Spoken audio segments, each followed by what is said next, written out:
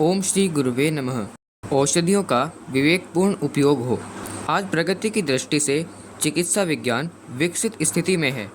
इस क्षेत्र में नित्य नई खोजें हो रही हैं।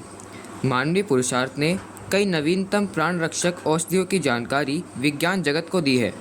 इससे व्याधियों का निवारण होना तो दूर, उल्टे वे अगणित संख्या में बढ़ती जा रही है। विषाणु और जीवाणुओं का संहार करने के लिए आज जितने साधन जुटाए जा रहे हैं, उतनी ही इनकी ढीठ संतानें और भी उत्पन्न हो रही हैं।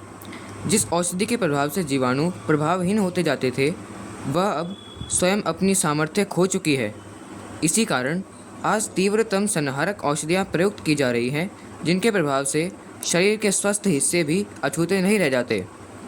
शरीर की कई महत्वपूर्ण मेटाबॉलिक क्रियाओं के लिए उत्तरदायी एंजाइम्स एवं रसों के साथ साथ आंतों में भले सहायकों के रूप में जीवाणु भी निवास करते हैं। इन्हें वर्टिकल फ्लोरा कहा जाता है।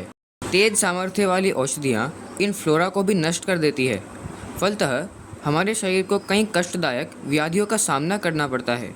यदि सामयिक राहत को ही रोगोपचार माना जाए तो प्रचलित चिकित्सा पद्धति को भी हमें यथेष्ट मानना चाहिए, किंतु उसकी असफलता का परिचय तो पग पग पर मिल रहा है। वस्तुतः अस्वस्थता का समाधान ढूंढने हमें उद्गम केंद्र तक जाना होगा।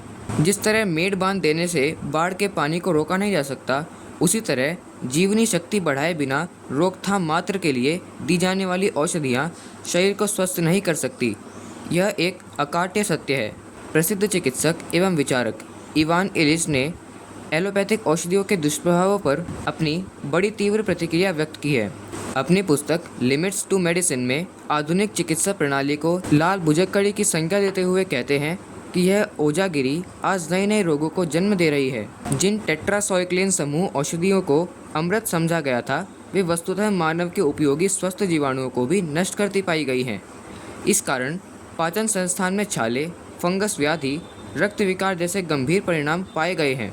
क्लोरेमफेनिकाल के निर्माण पर अमेरिका में निषेध लगा दिया गया है। टाइफाइड के लिए यही औषधि कुछ वर्षों पूर्व रामबाण औषधि मानी जाती थी। रक्त कैंसर तथा मज्जा से रक्त निर्माण में अवरोध, एप्लास्टिक एनीमिया जैसी भयावह व्याधियों को बढ़ाने के लिए इसी दवा को जिम्मेदार माना गया है। श्री इलिश लिखते हैं कि इन दवाओं का असाधारण सम्मान एवं प्रचलित अतिवादी उपयोग हानिकारक है। अधिकांश रोगी तो मनोव्याधियों से ही पीड़ित होते हैं, जिन्हें साइकोसोमेटिक मनोशारीरिक रोग कहा जाता है, जबकि चिकित्सा लक्षणों की तत्कालिक उपचार के नाम पर भी की जाती है। इनका उपचार दवाओं से नहीं, अपितु स्नेह, आत्मीयता, सांत्वना जैसी मनोवैज्ञानिक प्रक्रियाओं द्वारा संभव है। दवाओं के विषय में वर्तमान अनावश्यक उत्साह नियंत्रित किया जाना चाहिए। इसके लिए चिकित्सा व रोगी दोनों का ही शिक्षण जरूरी है।